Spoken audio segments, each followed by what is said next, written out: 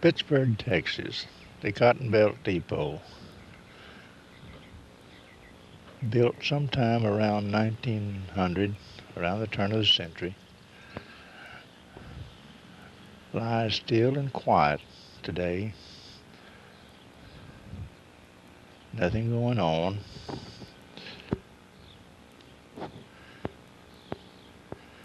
But we have hopes for the future.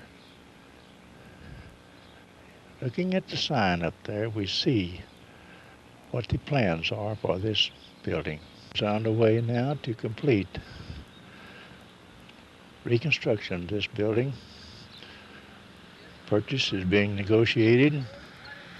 An offer has been made to the railroad to purchase the building and the ground it sits on. Plans are already being made for complete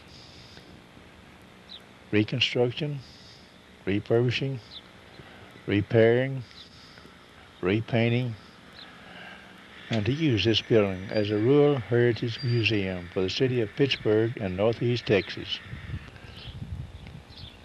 The doors are closed on the building now and have been for quite a few years. We understand it was back in the 50s that this building was ceased to be used as a depot. The trains no longer brought their passengers to and from Pittsburgh.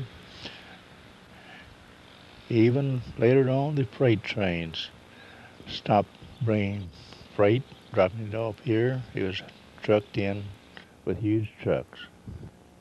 As you can see, the building has deteriorated quite a bit. The roof needs replacing. Even underneath the shingles which cover the roof, the decking has rotted away. The covering you see on there was placed on there a few months ago by one of our local clubs, together with some of our local businessmen. We purchased this plastic, placed it upon there to keep the rain and the weather out. It wasn't exactly a success because the wind would blow the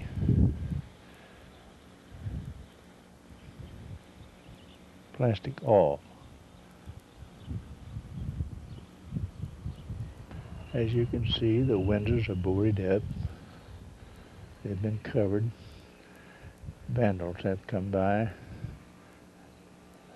and taken their toll of the glass which was in the windows. The doors are locked. The grass is growing up around the building.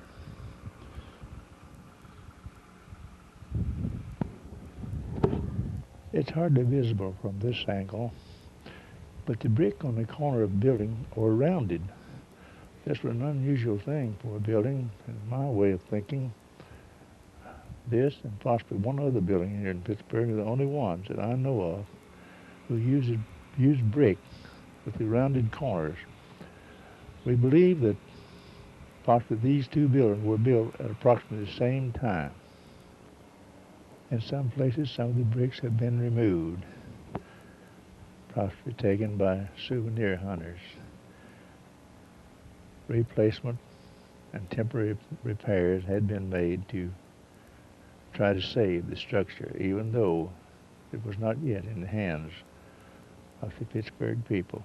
Up at this point, we can see one of the holes in the decking of the building. This was near the office entrance to the building, which was off to the side on the east side. And by the way, we are looking at the east side of the building now. This is the east side entrance to the building. And by the way, this is the entrance that is planned to be used as the main entrance for the building. The front doors to the waiting rooms will not be opened. They will be closed, possibly used only as emergency exits. And this is the east side of the freight part of the depot.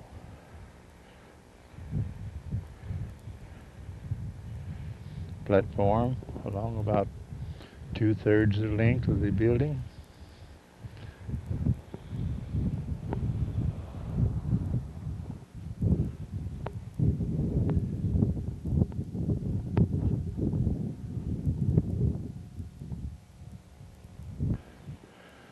A closer look, the open screen door, and just to the right of it is the door which went into the main operating room of the building. And of course, again, this is the side of the building which was the passenger side of the building. There were two waiting rooms, one on either side of the building. This was used for the Afro-American race. They were segregated at that time, of course.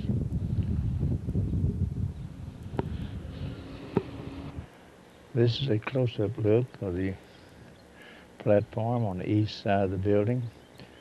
You can see the huge timbers which are used here. Some of them are in fairly good shape. Notice some of the piers are gone or deteriorated. Notice the holes in the deck itself where the weeds have grown through the rotted decking. Notice along the outer edge there is a steel reinforcement there so that vehicles or trucks could back up against it, not damage the wood to unload their cargo or to pick up cargo. We're down at the southeast end of the building now, southeast corner. You can see the metal railing protection along the decking, which I mentioned a moment ago. Notice that there are double doors along the side where freight could be brought in or taken out. There's also one on the end of the building. I don't know whether we can see it now because of the contrast in the light, but maybe by zooming in we can see. Yes, there is the building, the double door, sliding door on the end of the building. There is covered up within the grass and weeds a ramp leading up to this decking, which is barely visible from this point. We're now looking at the south end of the freight part of the building. Look at the same door we looked at a few minutes ago. And now looking down the west side of the building, we see the ramp, which I mentioned a few minutes ago. It is in deteriorated condition itself, although I think it wouldn't take too much to reconstruct this side. The yellow paint, which was on the building originally, has deteriorated, faded, flaking off. Of course, that's one of the first jobs will have to be done when the building is finally purchased, or the deed, we finally have the deed in our hands, will be to reconstruct the roof, part of the building itself, and then repaint part of it. On the southwest corner of the building, where I've just shown you the ramp, you can see beside the ramp some of the old decking on the platform on this side of the building. Some of the understructure seems to be in good shape, although the deck itself has deteriorated and is dangerous to walk on.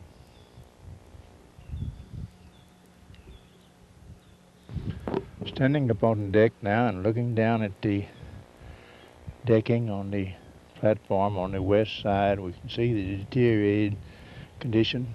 Some of the boards are missing. More of them have rotted because of their exposure to the weather.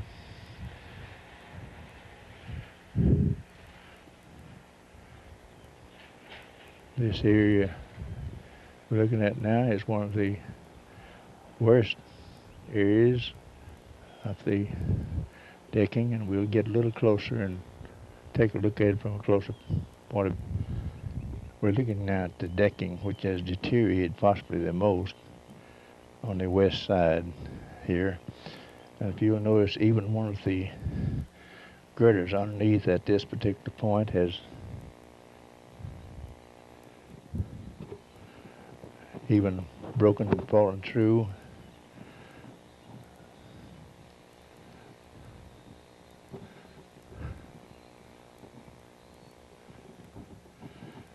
Another sliding door on this side of the building.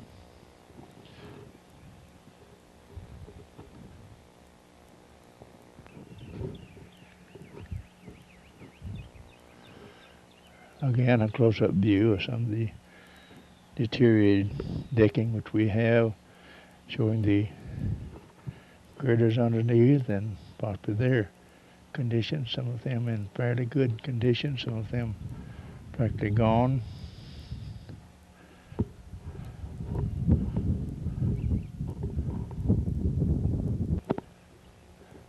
You'll notice the roof on this side, or on the other side of the freight part of the building, is of metal. Not in the best of shape, but usable for the time being. Of course, the windows on this side of the building have also been covered over. Beyond the deck, we see an extension out on the side of the building with the windows, and these were the windows where the train or the depot operators could see the oncoming trains and the departing trains, where they could control the tower which once stood just in front here, giving a signal to the train as to whether they should stop, put on siding, or continue on.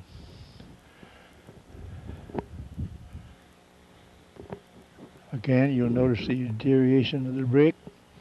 Some have even been removed, possibly taken as souvenirs.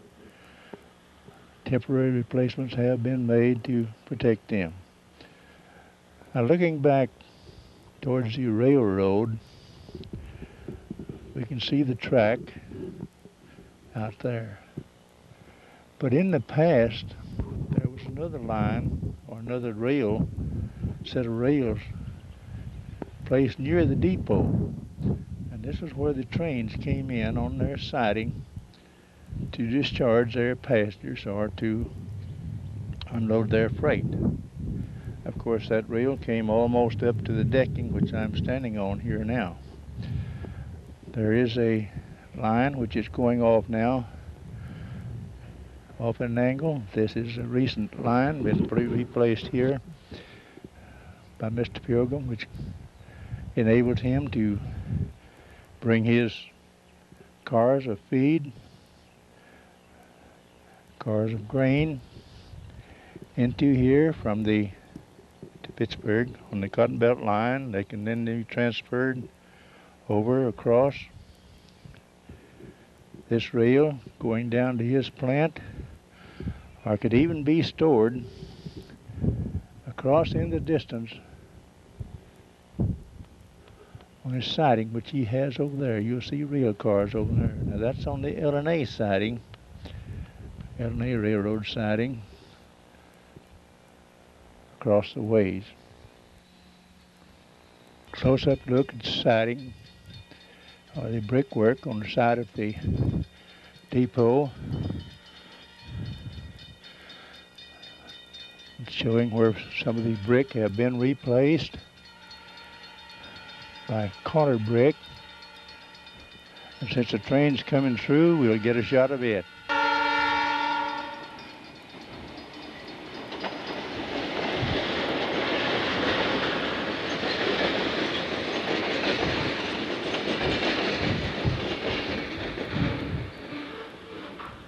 There's only a small section of the train, possibly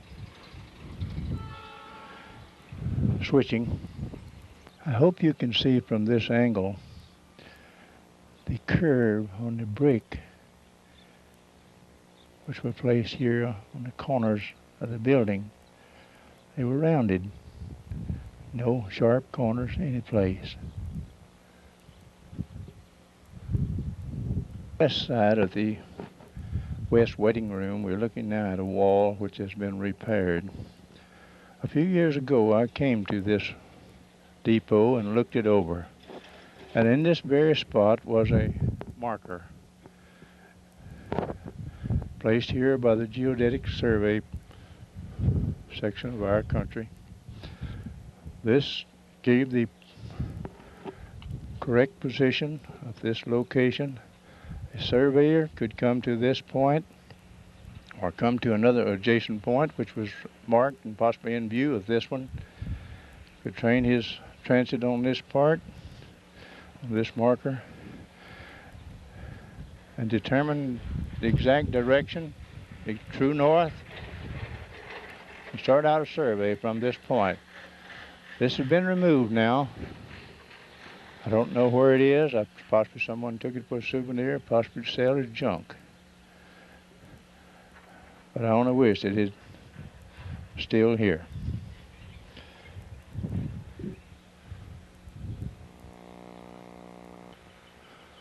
On the west side of the dispatcher's office, notice the two pieces of pipe which were placed in the brick wall just underneath the window there.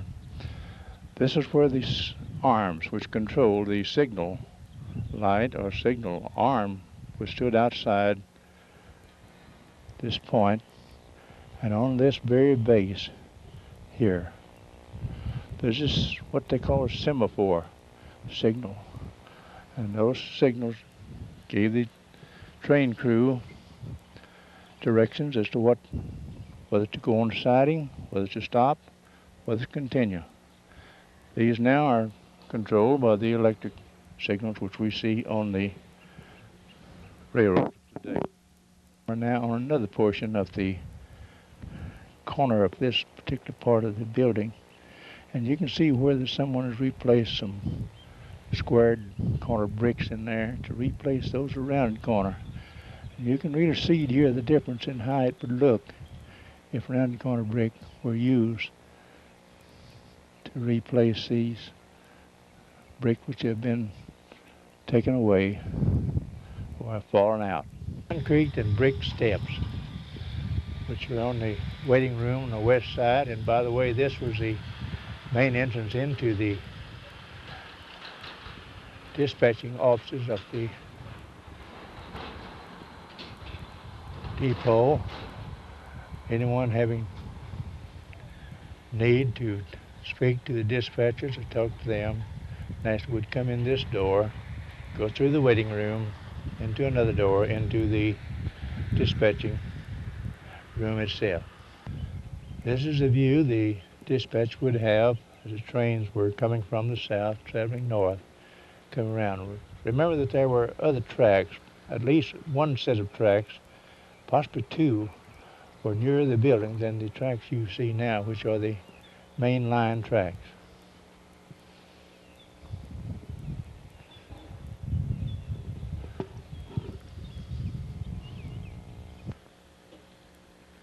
The stop signals for the traffic coming through Pittsburgh, that is highway traffic, have been installed recently. They were not here when the depot was actually used.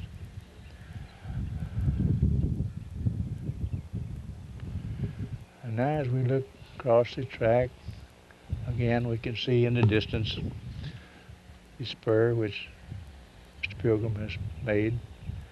Also we'll take a view down the track, looking back to the north.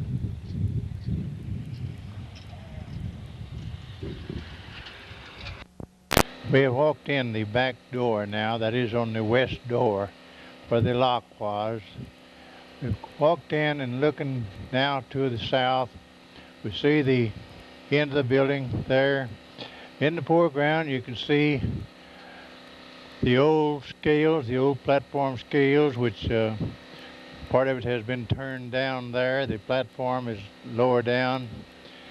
But you'll see then, if you look close, you see the rafters up above us here. You see the wall, the part of the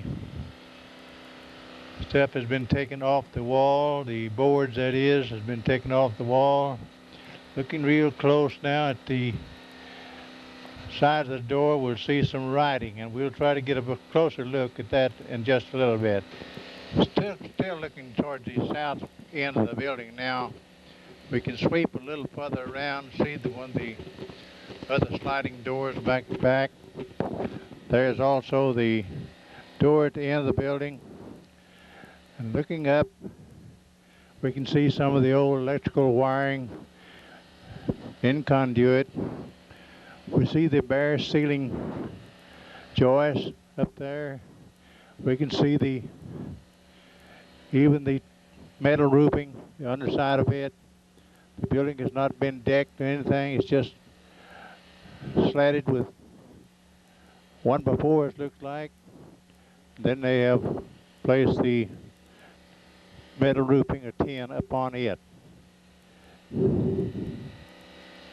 Now on the inside of one of the sliding doors, that is the south door on the west side of the freight part of the building, and we see some of the writing which has been placed here in the past. Over on the left-hand edge is some that I don't know whether we can make out or not. We'll try to get in there just as close as we can, see if we can make it out. Yes, there is a name of something there. But then there are some more names which have been written here. There are some dates. Some of them placed here many years ago. There G.A. Hess, and most of us who have lived here for any length of time remember Mr. Hess. He was in business with Mr. Hill, Hess and Hill Wholesale Grocery. They're over where the Ford house is now. B.E. Roberts, I'm not sure of that name. That E.F.Q., I don't know whose initials that is. But there is the date, January the 8th, 1910, which I can make out over there. King Manufacturing Company. I don't recall that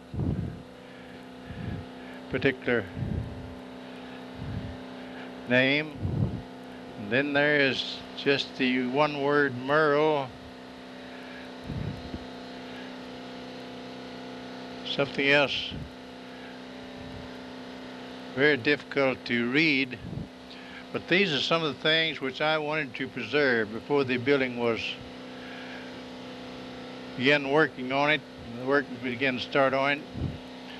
When in case these were covered up for some reason or other, I wanted to be sure that we could read them, have them recorded.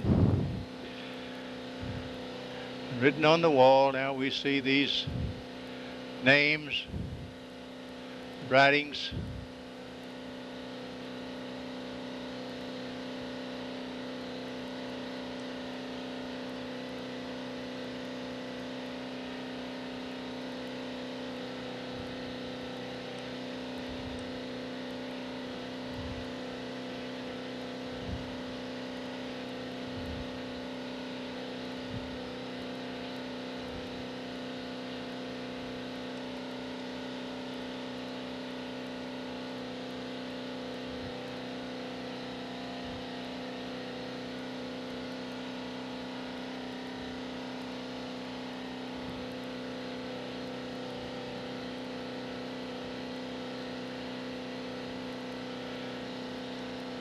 Some of the writing very hard to read, somewhat fairly legible. Now a little bit further up on the wall, that is a little further north. Still looking at some of the writing and trying to make out who the names are. I'll back off a little bit and see if that'll make any better.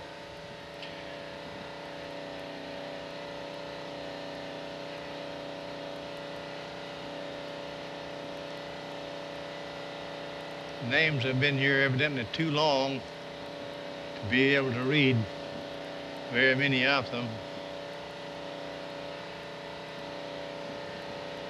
We'll take a look at the wall while we're here. This is the section of the wall. Some of it's still there. Others apparently has been removed. Looking down now at the old platform scales, the portion with the columns in evidently stood upright. They have been laid down to possibly to make room for someone around here, probably to keep someone from falling in there, just a barricade in other words. Looking now at the inside of the sliding door, which is on the west side. This is the door where the lock was, where we came in. At the top, I do see the name Hazel, 3rd, 2nd, 1912, apparently. My guess is that would be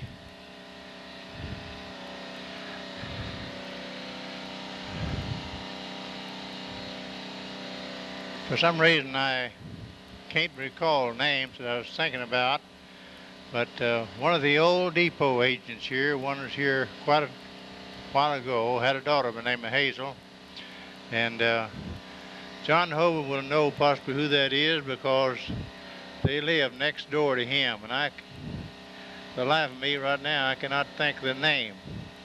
But there's the name Marcus Greer. Of course, that's an old name here that we all should be familiar with. SSC, I don't know who that is. Some of the others I don't know. There's a date, 10th and 5th, 1902. Reynolds Gun, although I don't recall the name, the man personally, I do recall the name. He did live here at one time. J.D. House looks like, and I don't say his agent, but that name doesn't mean too much to me. I don't know who that could be. O.C. Thrasher, I'm not sure of that name. That looks like 1st and 14th, and I don't know whether that's 01 there or not, but it's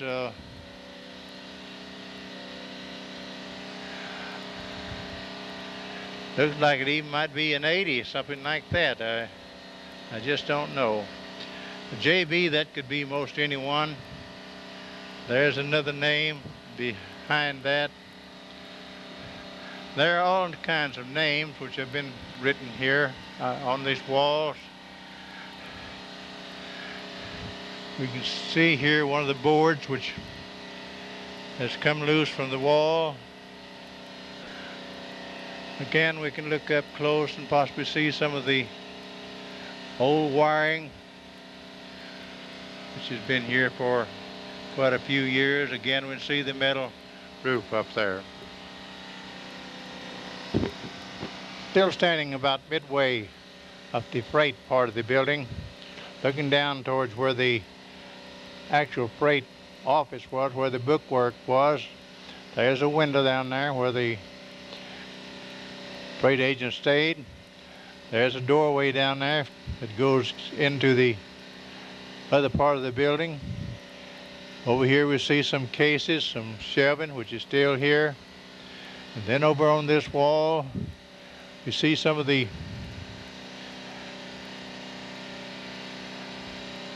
boards as they look. Again, we don't have the wall completed all the way up. Moving farther up, we can see at least part of the ceiling down near the freight office has been sealed over.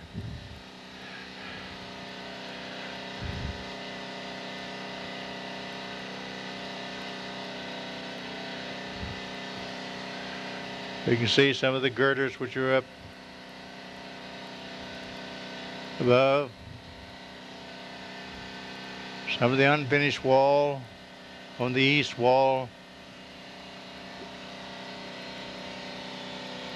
Look, we have now down towards the shelving storage cabinet, which is down on the northeast corner of this particular part of the building.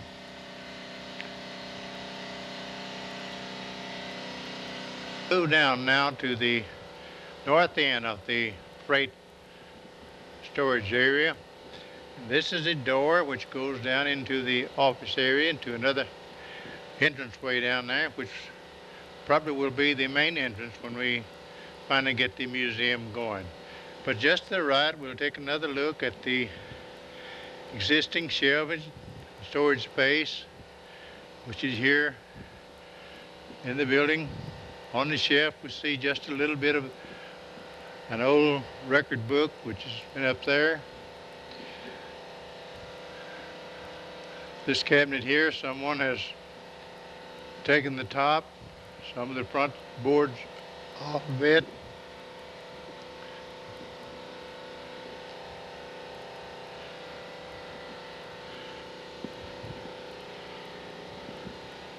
Now this is a window into the freight office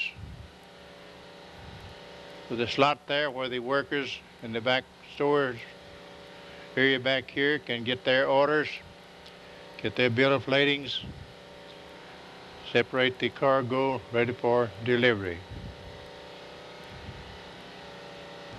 We're looking down now at a very precarious way to get into the office ahead of us, coming from the freight storage building. Very easy to slip and hurt yourself. I'm sure that there was a reason for this being placed here in the first place. Possibly steps will be placed there at a later date. Inside we can see some of the plumbing of the inner office inside. Just to the right is the door, outside door. And looking from another angle down through this same doorway, we can see part of the inner office, another window where customers can come up and receive their receipts, place their packages for shipment on the railroad. And we recall too that this office was also used as the Western Union office. It's been quite a while since we had a Western Union office here, but the last office we had here, I believe that Dorothy Keeling was the last operator that we had here. So Dorothy may have some memories of this particular office. We were looking at a little bit ago, possibly the same window that many people came to send and receive their Western Union messages. Inside we can see some of the shelving inside the office space.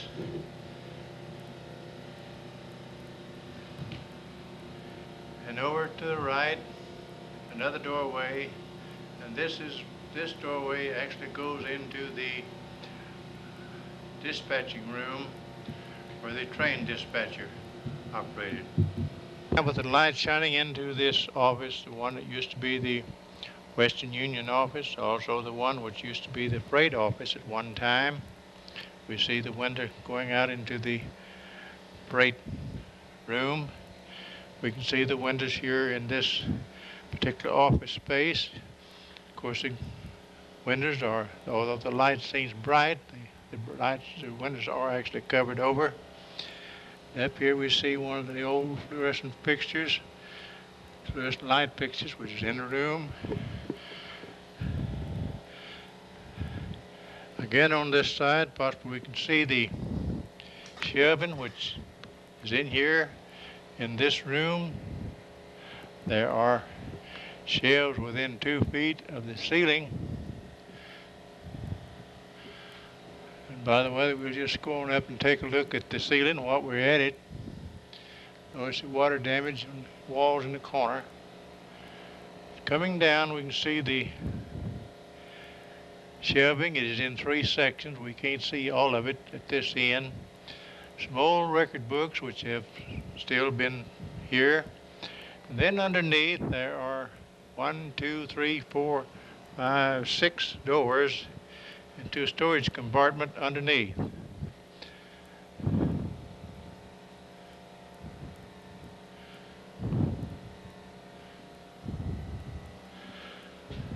This particular floor apparently has,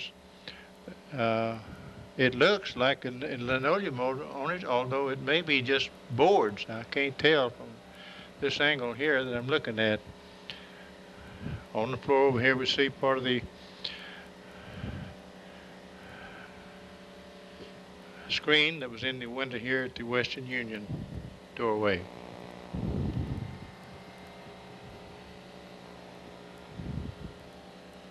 We have moved now into the main operational office of the depot.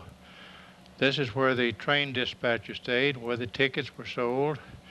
These 2 windows open up into 2 individual waiting rooms. The one on the right for some people, one on the left for others.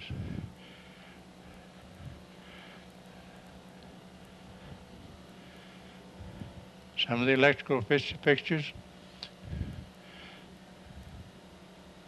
Entrance switch still here. In what shape, I cannot say.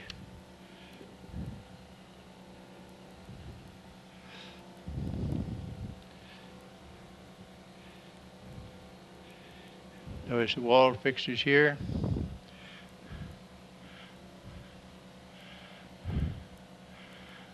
Beaded ceiling was used to line this particular room.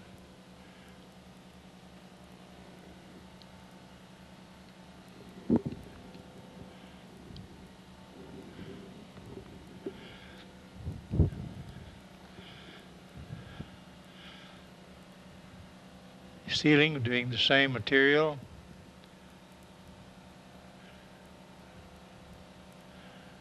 Again, the fluorescent lights, which were finally installed here sometime before the building was ceased to be used as a depot.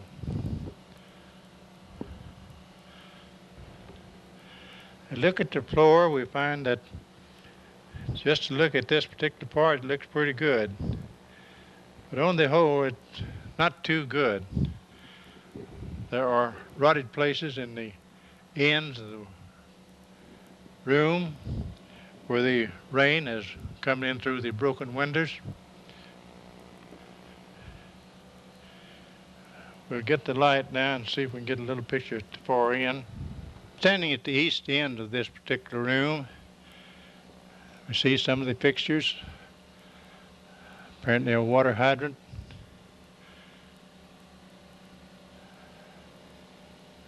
A box to hold paper cups.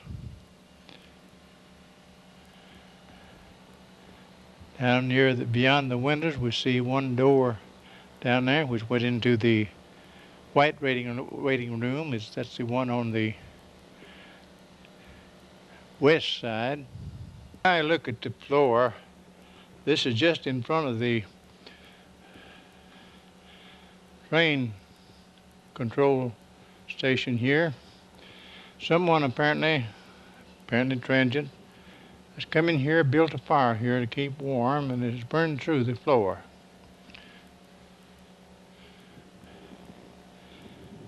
Again, we can see the wall.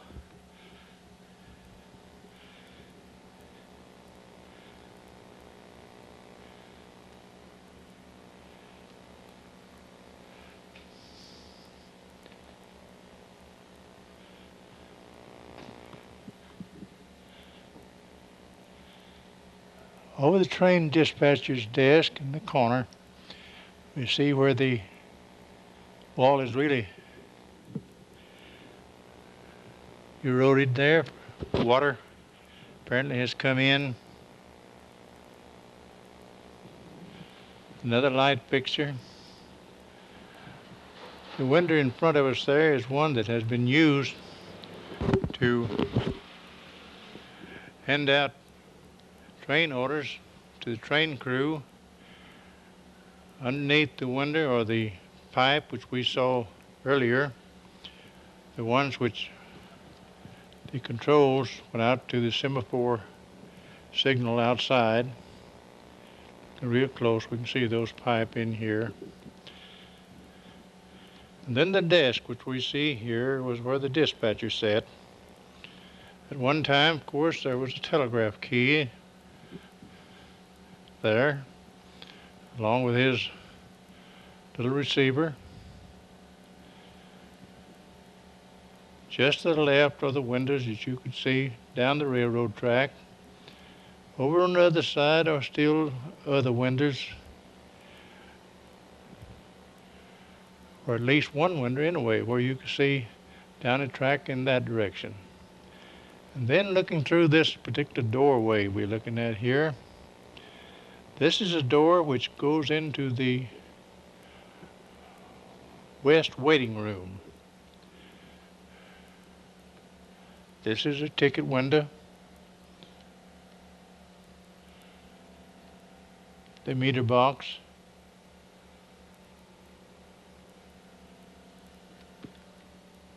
We're standing now into the door which is between the west waiting room and the operator's office, dispatcher's office to our back. This is a door which came in from the outside. On the side we have the windows, some 3 windows which have been boarded up. The floor in this particular part of the building is extremely poor shape. I'm standing on a reinforcement which has been placed here so that those who have need to look around can see the building. Over to the right are 2 doors, and we'll come back to those in a minute. But first, let's look up at this ceiling and see just what shape the ceiling is in this room. This is perhaps the worst room as far as ceiling is concerned.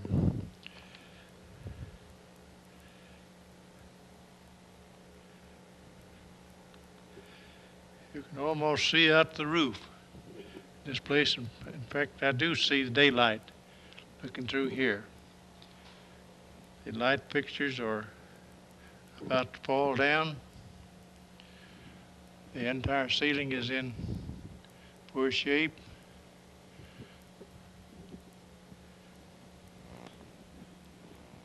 I have stepped very lightly across this floor down to near the front entrance now. I'm looking at 2 doors which are actually doors to the restrooms, which were here in this waiting room. There were also 2 doors of 2 rooms on the other side of the building, the other waiting room. The rooms are very, very small, hardly room to turn around in. And then looking up, just aside here, we find the old flue. I believe if we look careful, I didn't mention it, but back in the other room, there was another flue which was visible over there. And now we see this part which is visible here, the old flue. Possibly had an old pot-bellied stove here sitting at one time. Back now, the south end of the west waiting room, we see the ticket window where tickets were purchased years gone by. Then over on the wall, a black place had been painted there. That's where the train schedules were placed. And then the doorway into the dispatcher's office. The dispatcher's office, where the telegrapher stayed, and I believe the depot agent mostly stayed in there, had an office in there most of the time, at least during my lifetime he did. That's where he stayed. Many years ago I delivered mail to this office. I walked in this door, which is behind me, walked through the door, which I see in front of me, and turned over to the desk just to the right and handed the mail to Mr. Malcolm, who was the agent at that time. Again, a portion of the ceiling in this room, and this is the opposite end from what you were looking at a few minutes ago, but it's just about as bad as the other end.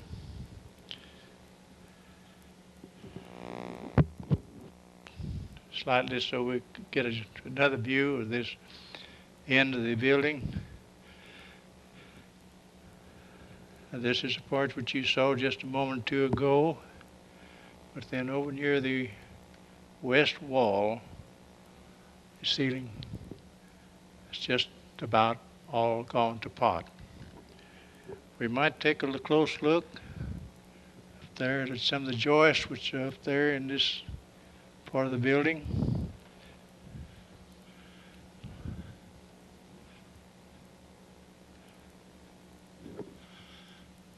See some of the wiring, conduit up above.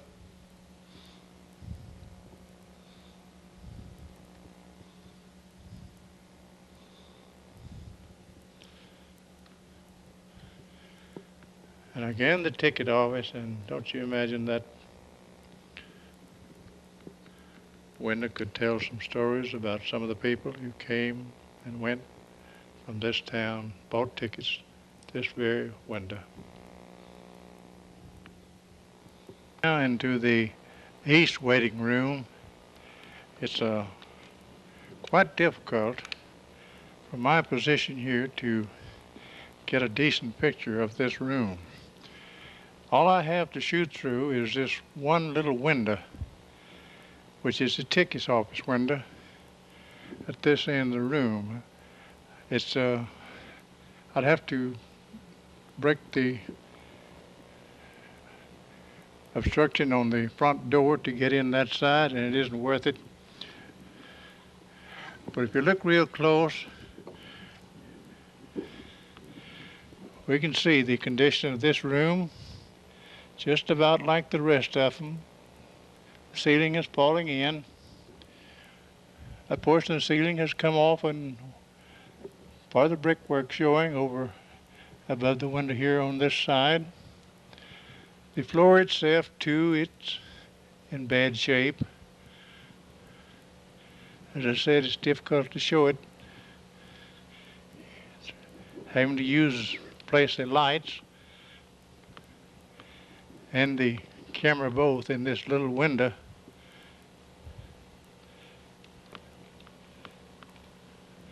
Maybe we can get up close enough to see the floor a little bit.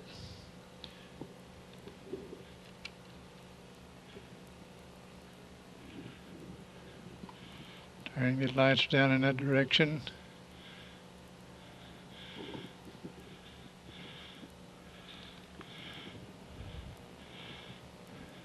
And as we leave this room, we leave the building for the time being.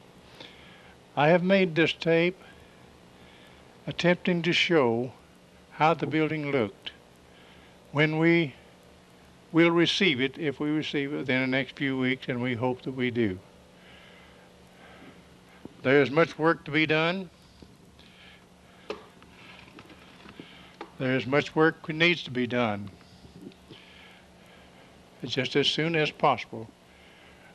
This is the end of the operations office, dispatching office, the opposite end from which I showed you a few minutes ago. This is the room end opposite where the dispatcher stood. We see that there are two windows. There's a door over here. Now just above the door on the east side of the operations office. And see something up here which is not seen very much now to these days.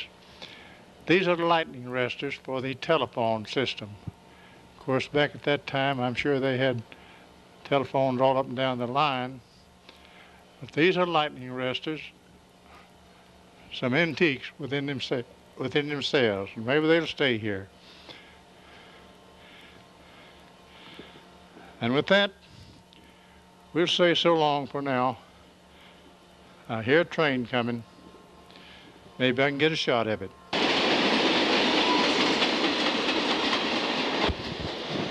A little parting shot of the westbound trains that goes through, southbound train that are going through, fading into the sunset.